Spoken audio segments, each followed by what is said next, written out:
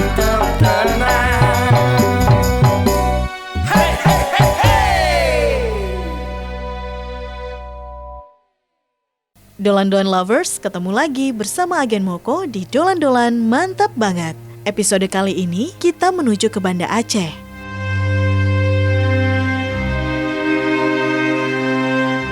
Bicara tentang Aceh, pasti hal yang selalu diingat adalah saat musibah tsunami 26 Desember 2004, tepatnya hari Minggu pagi. Gelombang tsunami menyapu pesisir Aceh, diperkirakan ketinggian ombak sekitar 30 meter. Kecepatan diprediksi kurang lebih 100 km per jam. Sebelumnya, terjadi gempa berkekuatan 9,3 skala Richter, lalu disusul gelombang tsunami pagi itu. 18 tahun berlalu peristiwa tsunami Aceh, kini Aceh memunculkan semangat baru dan menjadikan Aceh sebagai tempat yang sangat indah.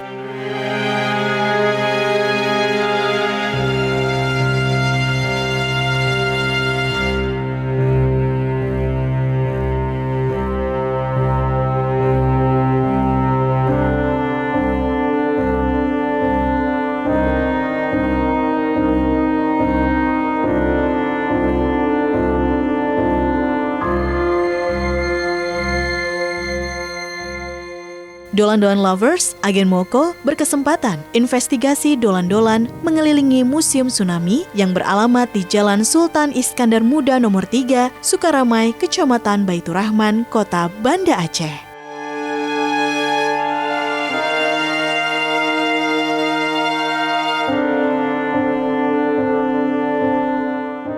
Selamat pagi menjelang siang untuk teman-teman semuanya, ya warga Indonesia sekarang. Karena kita sekarang berada di Banda Aceh, ya. Pagi hari ini kita mau mengunjungi Museum Tsunami Aceh, ya, yang dulu mungkin berapa tahun yang lalu ya kita pernah ada bencana. Dan hari ini lihat ini adalah untuk apa namanya diorama apa ya? Saya nggak tahu juga sih di dalamnya seperti apa. Di dolan-dolan kali ini kita ingin kunjungan ke Museum Tsunami Aceh. Seperti apa kita lihat bareng-bareng. Tapi dolan-dolan mantap.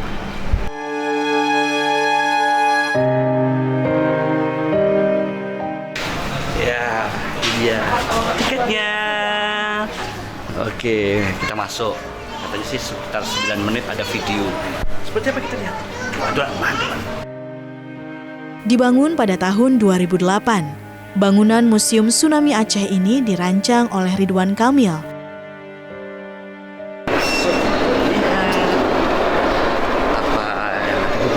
Tahu ya museum seperti apa gitu, mantap.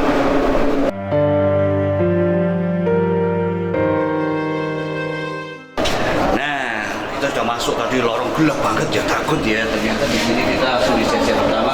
Ini ada ruang sumur doa. Kayaknya di dalam itu ada nama-nama yang korban-korbannya. Museum Tsunami dibangun guna memperingati tsunami 2004. Nah, ini dolan-dolan lovers buat pemirsa di rumah. Museum ini bisa dikatakan sebagai bukan hanya wisata, tapi wisata religi ya. Kita ada tempat ruang namanya ruang sumur doa, di mana di sini dipampang nama-nama korban-korbannya. Dan sempat tadi itu ada Cutwan, ada juga yang nama-nama orang-orang di sini asli. Ini Sandia, Idris, dan masih banyak lagi. Dan ini katanya menurut warga yang mungkin menjadi saksi mata pada saat itu, ini sebagian kecil. Padahal kalau saya lihat melingkar ini nama ini bisa ribuan nama ini. Berarti kan sebagian kecil masih ada ratusan ribu.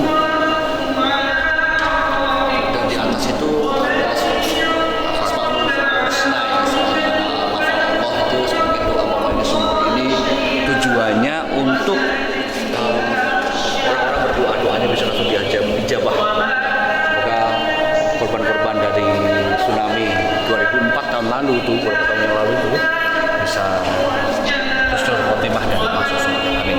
Kita sudah ke lokasi berikutnya.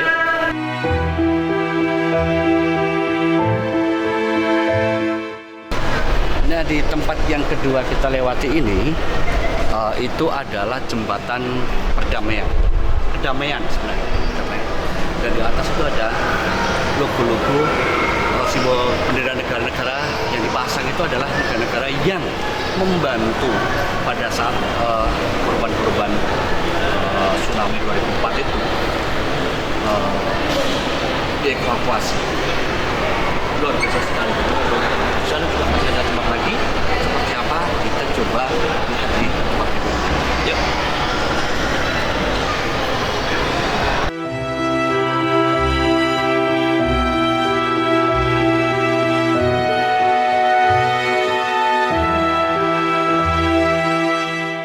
Di sini ruang yang berikutnya adalah ruang audiovisual. Dan videonya Kerusakan juga terjadi pada rumah penduduk, infrastruktur seperti jalan.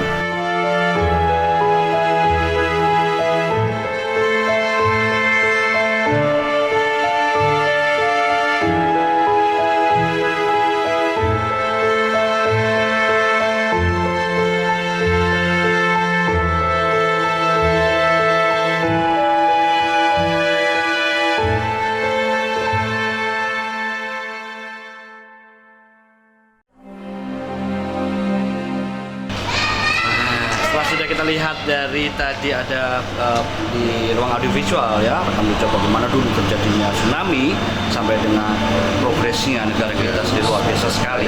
Banyak bantuan dari negara-negara tetangga dan juga lembaga dan organisasi. Dan sekarang kita masuk di pameran foto bervariasi ini ya. Ada pada saat simulasi gambarnya seperti ini. Ini adalah tanah Aceh sebelum tsunami istilahnya.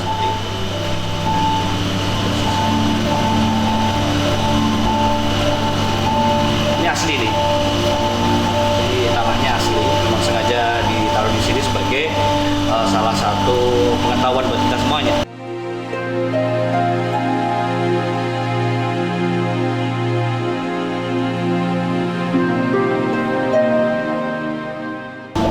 Jadi setelah saya pahami di ruangan ini menjelaskan bahwa Aceh secara populasi itu bukan hanya dilihat secara korban secara manusia ya, melainkan juga secara ekosistem dari binatang, tumbuhan yang menjadi ciri khasnya Aceh itu pada saat beberapa bulan atau beberapa tahun tsunami, setelah tsunami itu sempat menghilang seperti ada salah satu burung khasnya yang ada di Aceh ini namanya burung apa tadi saya lupa ya.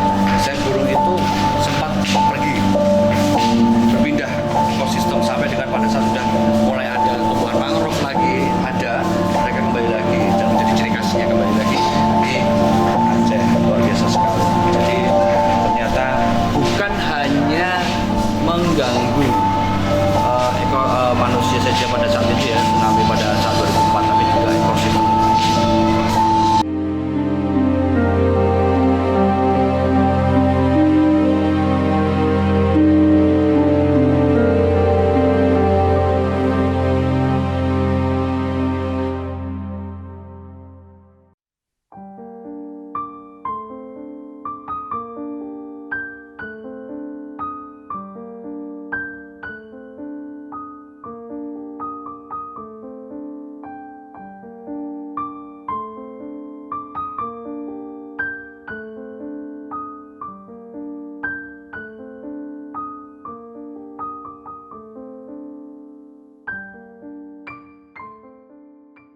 Nah, kita sudah masuk di Museum Tsunami Aceh dan kita dapat informasi lagi bahwa ada beberapa lokasi yang masih sama seperti dulu ya, masih dipertahankan. Itu sebagai salah satu juga benar lampu lo. Nah, itu perahu di atas rumah. Nah, ini salah satu juga dari korban PLTD Apung. Nah, PLTD Apung ini juga korban dari tsunami dapat dahsyatnya waktu tahun itu. Luar biasa. Kita ke sana langsung untuk bisa mensinkronkan dengan tadi yang kita lihat di Museum Aceh Tsunami ya. Seperti apa? Jalan-jalan mantap. Halo pemirsa, kita kembali lagi di Jalan-Jalan dan sekarang kita di situs PLTD Apung Tsunami ya, situs tsunami PLTD Apung ya. Ini adalah dulu ceritanya ada kapal dari PLTD yang kena ombak tsunami sampai ke tengah kota. Luar biasa sekali. Seperti apa kita lihat di dalamnya. Oke.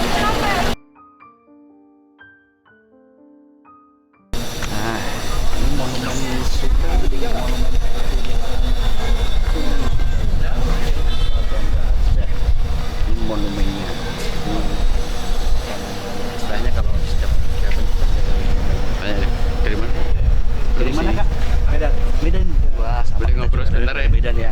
Boleh dong. Boleh ngobrol sebentar? Boleh. Ini kesini dalam rangka wisata atau Wisata. wisata juga ya? Iya. Sama-sama wisata ya.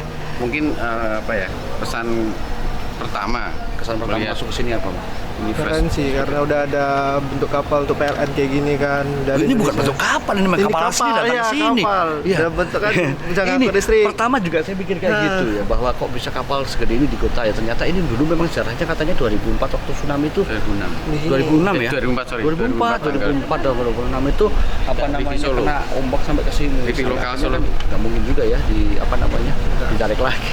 Enggak. Nah, udah masuk tadi? Udah. Gimana? Isinya Hasil apa? sejarahnya kan ini source-nya kan mau dibalik lagi kepada semula, tapi pemerintah Aceh ini disuruh di sini Iya, biar wisata. jadi wisata ya. Itu aja sih. Makasih Mas. Mas siapa namanya? Lukman. Mas Lukman. Sukses ya. Kita masuk dulu. Ya. Kita masuk dulu. Kita lihat ada apa sih di dalamnya. Apakah masih serupa seperti kapal atau sudah berubah jadi museum atau bentuk-bentuk yang lain untuk kita jadikan pembelajaran. Yuk kita masuk.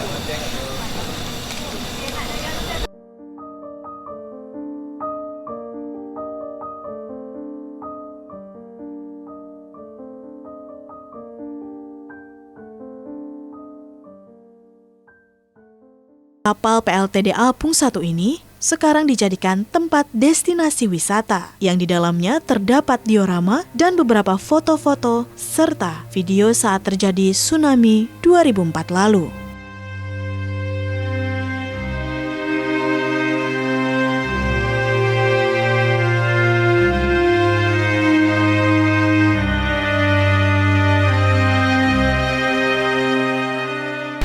Kita sudah naik menuju ke naik ke kapal, tapi jalurnya ini dibuat sudah jalur khusus ya.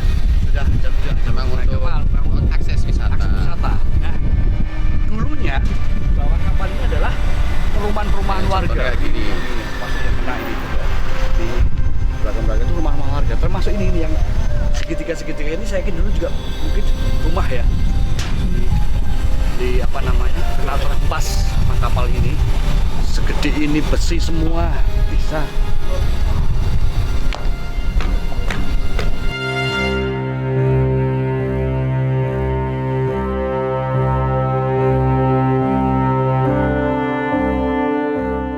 Saya sudah di istilahnya kalau dikatakan lantai 3-nya ya dari kapal PLTD Apung. Masih ada satu lagi di atas tapi kayaknya saya sampai di sini aja. Dan ini adalah bukan replika tapi nyatanya dari PLTD Apung ya. Bisa terhempas ombak setinggi pohon bisa sampai ke sini. Ini mau kali kalau mau balikin ke laut lagi.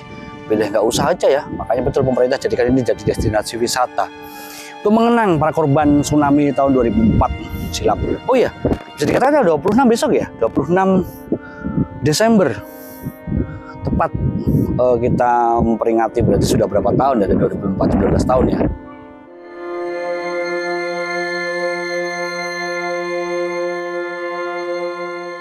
Nah, ini informasi juga. Ternyata di sini kalau jam 12 kita break dulu, tutup ya. Nanti jam 2 kita buka lagi.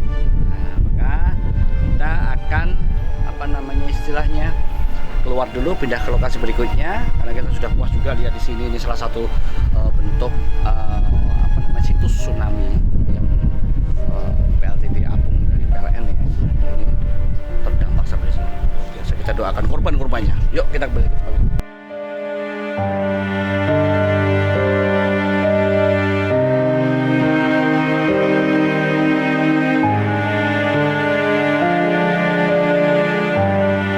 Dolan-dolan lovers, sebelum kita menuju ke Lampulo, kapal di atap rumah, Agen Moko mampir ke rumah Cut Nyak Din, salah satu pahlawan wanita Indonesia.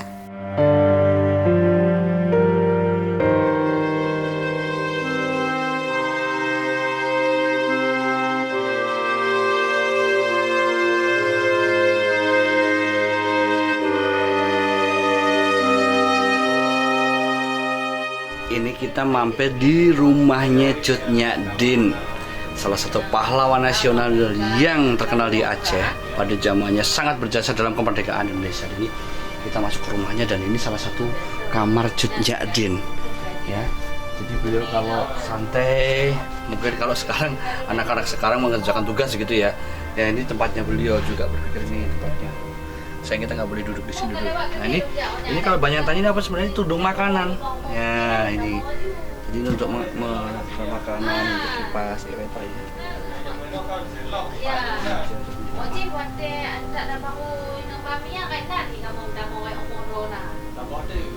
Hampir mirip dengan apa namanya, rumah-rumah. Apakah tempat tidur ini mirip juga tempat tidur pada umumnya, cuma dia berkelambui. Tuh, yuk kita lanjut lagi. Dolan-Dolan Lovers yang menjadi ikonik dalam musibah tsunami kala itu adalah kapal Lampulo atau kapal di atap rumah warga yang hingga sekarang masih ada keberadaannya. Dolan-Dolan Lovers, salah satu korban selamat atas nama Ibu Nilawati, menceritakan bagaimana perjuangannya saat menyelamatkan dirinya dan anaknya saat kejadian tsunami Aceh 18 tahun lalu. Assalamualaikum warahmatullahi wabarakatuh. Nama saya Nilawati, saya penduduk kampung ini, juga termasuk korban tsunami. Jadi kita cerita sedikit bagaimana kejadian tsunami saat 26 Desember 2004. Pada saat itu kami pun belum pernah mengalami gempa yang sangat dahsyat.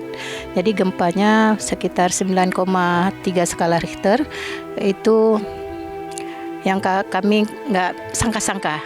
Jadi saat itu setelah gempa lebih kurang 8 menit itu kami pikir sudah aman. Jadi setelah nggak lama kemudian lebih kurang dalam 20 menit orang berteriak air laut naik, karena dekat kampung kami ini dekat laut.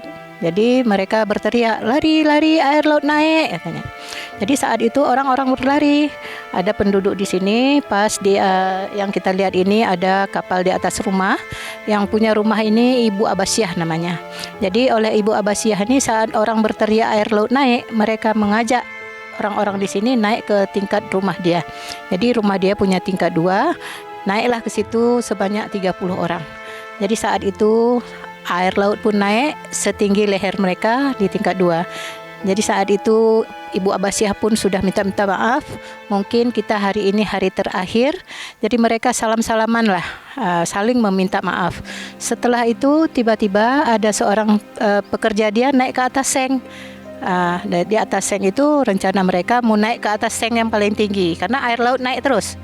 Setelah itu beliau melihatlah kapal nelayan ini langsung menabrak atap rumah Ibu Abasyah ini. Katanya kapal ini sudah banyak berpusing-pusing. Saat itu air surut nyangkut lagi di rumah Ibu Abasyah ini. Jadi terkejut mereka dengan dentuman kuat. Rupanya kapal yang sangkut. Saat sangkut kapal, oleh pekerja dia yang di atas atap memanggil orang-orang, buka pintunya, kita ada kapal yang menjemput kita katanya. Jadi oleh orang di dalam rumah pindah ke kapal, naiklah ke kapal sebanyak 30 orang. Jadi dia atas lantai 2 30 orang, kemudian ada yang sangkut di atas atap rumah orang di belakangnya. Melihat mereka naik ke atas kapal, langsung mereka juga naik ke atas. Jadi sudah ada mereka itu sebanyak 50 orang. Saat air laut turun, ada 9 orang lagi mereka bantu naik ke atas kapal. Jadi di atas kapal nelayan ini selamatlah 59 orang, termasuk Ibu Abasyah yang punya rumah dan anaknya sebanyak 4 orang. Kalau saya posisi di kampung ini juga, cuma saya bukan jadi saat kejadian, kalau cerita saya sangkut di pohon kelapa. Jadi saya sempat saat orang berteriak air laut naik, saya keluar dari rumah, langsung saya pikir air pasang biasa. Begitu saya keluar dari rumah, saya melihat air sudah setinggi pohon kelapa yang suaranya gemuruhnya seperti pesawat mau terbang. Begitulah. Saat itu saya jumpa anak saya 2 orang, jumpa ibu saya mengajak mereka lari. Kebetulan saat kami lari, air pun mengejar dari belakang. Baru kami berjalan 2 meter, ada mobil pickup orang. Saya minta numpang karena ibu saya nggak sanggup lari. Naiklah ibu saya ke belakang, anak saya di belakang, saya duduk di depan. Baru 2 meter berjalan lagi, mobil tersebut langsung digulung dalam air. Jadi kami tergulunglah dalam air sama-sama mobil. Saat itu mobil pickup yang terbuka belakang. Jadi saya di depan. Nah, kata yang punya mobil, pintunya dikunci. Saya nggak kunci. Saat itu saya berpikir kalau saya kunci pintu pasti saya nggak bisa keluar. Jadi saat itu saya dorong pintu kuat-kuat, saya keluar dalam air tuh. Saat saya keluar, saya di blender lagi dalam air. Saat itu saya memang dah pasrah. Air sudah masuk ke hidung, ke mulut. Ya Allah, kalau memang hari ini saya terakhir, ya Allah, saya pasrah. Jadi bisikan hati saya, baca syahadat. Setelah saya baca syahadat, itulah saya terangkat ke permukaan air. Sampai ke permukaan air nampak daun kelapa kering. Itulah yang saya raih. Saat itu air langsung naik lagi, berputar lagi saya di pohon kelapa. Saat itu tidak lama kemudian muncul anak saya 2 orang di depan saya. Anak yang saya bawa lari tadi muncul di depan saya. Jadi saya berteriak, ya Allah, anak saya, ya Allah, pegang pohon kelapa nak. Dapatlah batangnya, itulah saya peluk bersama anak saya. Dan ada orang lain juga, lebih kurang 10 orang, 1 pohon kelapa. Saat itu kami sudah pasrah di atas pohon kelapa. Alhamdulillah suami saya selamat. Beliau sangkut di atas atap rumah sekolah. Jadi beliau saat lari, beliau nggak ada pikir apa-apa, nggak ada pikir untuk anak istri, nggak ada. Jadi saat itu beliau sempat menolong seorang anak kecil. Anak kecil itu dibawa naik ke atas atap. Jadi anak kecil itulah yang mengingatkan suami saya, kayak mungkin ayah dan ibu saya nggak ada lagi, boleh saya ikut kakek katanya. Jadi saat itu memang rupa kita seperti orang tua, sudah banyak lumpur kan.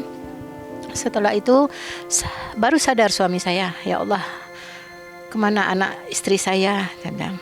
Jadi saat itu beliau pun sudah pasrah lah saat itu. Setelah itu beliau sempat menolong orang-orang pun naik ke atas atap. Jadi saat itu pun anak kecil itu jumpa sama bibinya. Anak kecil itu diambil sama bibinya. Lebih kurang jam 3 sore beliau turun dari atas atap rumah sekolah. Jadi dengan niat, ya Allah, jumpakanlah saya sama anak istri saya walaupun mereka sudah jadi mayat. Itulah doa beliau. Jadi jalan sikit-sikit, dengan kaki beliau sudah kena seng. Jalan sikit-sikit, lebih kurang ada 30 menit beliau jalan. Anak saya yang bungsu di pohon kelapa, "Ma, ayah, ma, ayah," dia bilang. Jadi saat itu dia panggil, terdengarlah oleh suami saya, ya Allah, ini apakah suara anak saya? Dia bilang tuh. Jadi saya lambai tangan. Begitu dia lihat, kami berpelukan di atas pohon kelapa. Jadi beliau sujud dalam air, ya Allah, mungkin inilah satu perbuatan baik saya menolong seorang anak kecil, maka anak istrinya selamatlah. Jadi jam 3 sore lah lebih kurang beliau menurunkan kami dari pohon kelapa. Di sini penduduknya lebih kurang 6.000 jiwa. Jadi saat tsunami meninggal 4.500 yang sudah didata, 1.500 yang selamat. Itu pun selamatnya ada yang di luar daerah, jadi macam-macam inilah kami ya.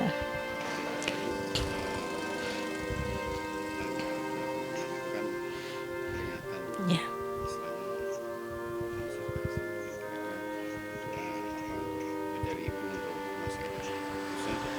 Aceh.